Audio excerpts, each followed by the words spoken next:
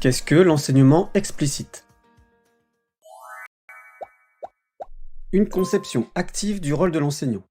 L'enseignement explicite est un enseignement structuré où l'activité de l'enseignant a pour but de favoriser, par des explications claires, des démonstrations et une pratique guidée, un engagement actif des élèves et une meilleure compréhension de l'objet d'apprentissage. C'est un enseignement qui a fait les preuves de son efficacité sur le plan scientifique. Une réflexion sur le contenu à enseigner et son découpage. L'enseignement explicite repose sur l'idée qu'il faut partir du simple pour aller vers le complexe.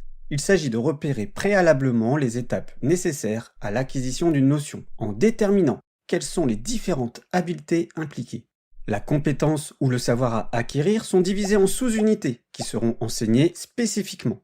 Par exemple, répondre à des questions de compréhension de texte est une activité complexe qui suppose un grand nombre de connaissances pertinentes et de stratégies efficaces, parfois très implicites. Si on ne les a pas, c'est trop dur, je comprends rien. Les sources d'erreurs sont multiples et on ne peut pas contrôler sa pensée et sa démarche. Pour cela, il faut enseigner explicitement ses connaissances et stratégies. Les difficultés de compréhension de texte ne tiennent pas qu'à des difficultés de lecture à proprement parler. Elles sont aussi liées à la compréhension des consignes et aux stratégies à mettre en place pour y répondre. Il va donc falloir enseigner explicitement des sous-unités de cette compétence afin qu'elle soit plus facilement accessible par les élèves. Identifier et comprendre le mot interrogatif, identifier et comprendre les mots-clés, etc. Voyons ce que cela donnerait pour apprendre aux élèves à identifier et comprendre des mots interrogatifs en vue de répondre à des questions de compréhension. Une manière de structurer les séances d'enseignement. On peut distinguer 5 grandes phases. Tout d'abord, ouverture de la séance. L'enseignant précise aux élèves l'objectif de la séance, afin qu'ils puissent maintenir un but précis en mémoire et focaliser leur attention sur les notions essentielles de l'apprentissage à réaliser. Pour réussir à répondre à des questions de compréhension de texte, nous allons tout d'abord apprendre à identifier et comprendre les mots interrogatifs. Puis, l'enseignant réactive les informations liées en mémoire à long terme en interrogeant les élèves sur les connaissances préalables pertinentes. Qui peut me rappeler quels sont les principaux mots interrogatifs? Oui, Thaïs? Où, quand, comment, pourquoi? Oui, c'est très bien. Deuxième phase, le modelage. L'enseignant fait. L'enseignant réalise une tâche devant les élèves, tout en décrivant ce qu'il fait pendant qu'il le fait, en mettant un haut-parleur sur sa pensée, afin de transmettre des stratégies de résolution, mais aussi d'évaluation de sa progression.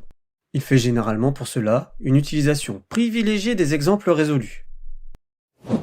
Souvent, après la lecture d'un texte ou dans l'énoncé d'un exercice, on vous demande de retrouver une information, mais parfois on a des difficultés à comprendre ce que l'on doit chercher pour répondre. Par exemple, après la lecture d'un texte sur l'Everest, on me pose la question « Combien d'alpinistes ont gravi l'Everest ?» Je vais commencer par me demander ce que je dois chercher. Pour savoir ce que je dois chercher, je relis la question et je vois qu'elle commence par « Combien ?» Si la question commence par « Combien ?» c'est que je dois chercher un nombre, une quantité. Il va donc falloir que je relise le texte à la recherche d'une quantité ou d'un nombre. Autre exemple, si la question est « Où se situe l'Everest ?» Que dois-je chercher? Paul? Je dois chercher un lieu, un endroit du coup. Très bien. Comment sait-on que l'on doit chercher un lieu? Oui, Swan? Parce que la question commence par « où ». C'est juste. Donc pour savoir ce que l'on cherche, il faut identifier le mot qui porte le questionnement. Par exemple, combien, où, quand, pourquoi, pour savoir ce que l'on doit chercher comme type d'information. Un chiffre, un lieu, un moment, une cause. Phase 3. La pratique guidée. L'élève fait avec le soutien de l'enseignant. Le but de cette phase est que les élèves progressent dans la compréhension de l'objet d'étude. L'enseignant propose alors une pratique collective, en sollicitant l'engagement des élèves, tout en étant en interaction avec eux. Les formes peuvent être variées. Oral, brouillon, ardoise, tableau, travail en binôme, etc. Vous allez devoir entourer le mot interrogatif contenu dans ces questions et cocher la proposition de réponse qui indique le type d'information à trouver dans le texte. Qui veut bien lire la première question? Iris? Qui utilise les fruits empoisonnés? Quel est le mot interrogatif contenu dans cette question selon toi? Pour moi, le mot interrogatif est qui? Très bien. Par conséquent, quel type d'information devrez-vous trouver dans le texte? Isée?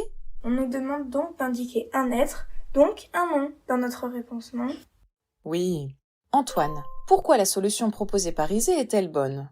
Quand il y a qui, c'est qu'il s'agit d'une personne, donc un nom. Oui. C'est exactement ça.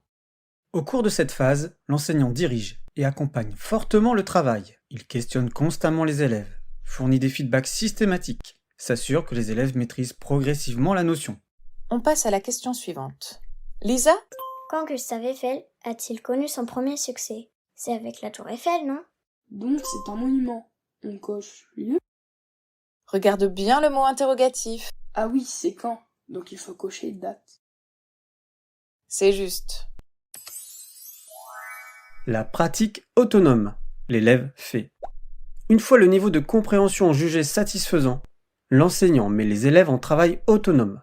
Dans cette phase, les élèves réalisent des exercices individuellement ou en groupe, sans l'aide de l'enseignant. La pratique autonome doit permettre aux élèves de vérifier leur propre niveau de compréhension et d'assurer une dose importante de pratique, qui améliorera la fluidité et favorisera l'automatisation. Vous allez maintenant refaire le même type d'exercice, mais individuellement cette fois-ci. Pendant ce temps, l'enseignant continue de superviser l'activité. Il circule entre les tables et focalise les feedbacks auprès des élèves en difficulté. Cette phase se poursuit jusqu'à ce que l'élève acquiert des automatismes. Nous allons maintenant passer à la correction. La clôture. L'enseignant synthétise, avec l'aide éventuelle des élèves, ce qu'il faut retenir. Nous avons vu aujourd'hui comment identifier et comprendre les mots interrogatifs d'une consigne. Vous pouvez maintenant compléter votre fiche synthèse. Lorsqu'on me pose une question que je ne comprends pas bien, je commence par identifier le mot qui porte le questionnement pour savoir quel type d'information je dois chercher. Annonce de manière très brève la prochaine séance. Lors de la prochaine séance, nous verrons comment identifier les mots clés qui aident à savoir ce qu'il faut chercher de façon précise.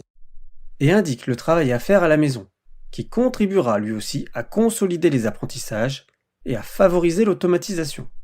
Mais d'ici là, et pour consolider ce que nous avons vu aujourd'hui, vous devrez faire la suite des exercices.